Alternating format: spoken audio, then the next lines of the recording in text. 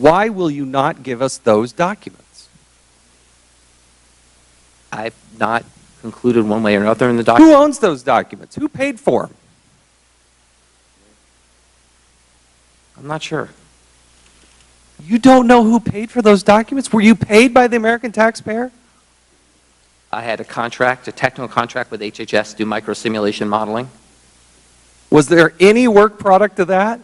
Did you actually come up with documents, have discussions? Yes, I had a large number of discussions. Will you provide copies of all the work product you provided to the state governments related to the Affordable Care Act, state-based exchanges, or any other health care reform proposals? Once again, the committee can take that up with my counsel. Will you provide copies of your communication, including emails, memorandum, presentations, or any other discussions or conversations you had with federal or state officials or employees related to the Affordable Care Act, exchanges, or other health care reform proposals? Once again, the committee can take that up with I need a yes or no. I'm not interested in talking to your counsel. I'm interested in talking to you right now, under oath, having been paid by the American taxpayers. Will you or will you not provide that information? You can take that up with my counsel. Why do you believe you're entitled to not give it to us?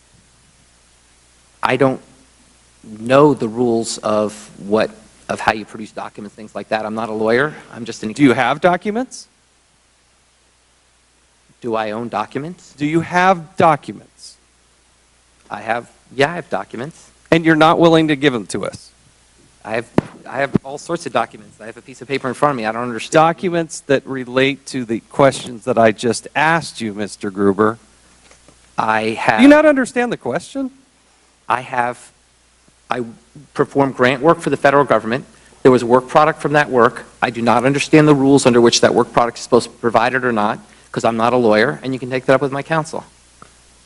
This is terribly frustrating, Mr. Chairman. We will, I hope, get some cooperation on both sides of the aisle to pursue this. Yield back. I thank the gentleman, and Mr. Gruber, it does appear that you have progressed in your ability to be political. You answer questions better than any politician sitting at this dais today. And it's frustrating, and I would contend that your attorney is not giving you adequate representation at this time. This committee has the right to have the information that has been requested.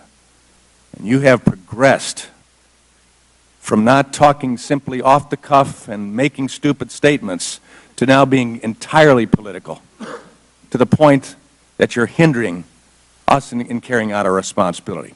I now recognize the gentleman from... Mr. Chairman, I would ask the chairman if this committee should consider a subpoena to compel the witness to provide this kind of information if he's not going to do it on a voluntary basis.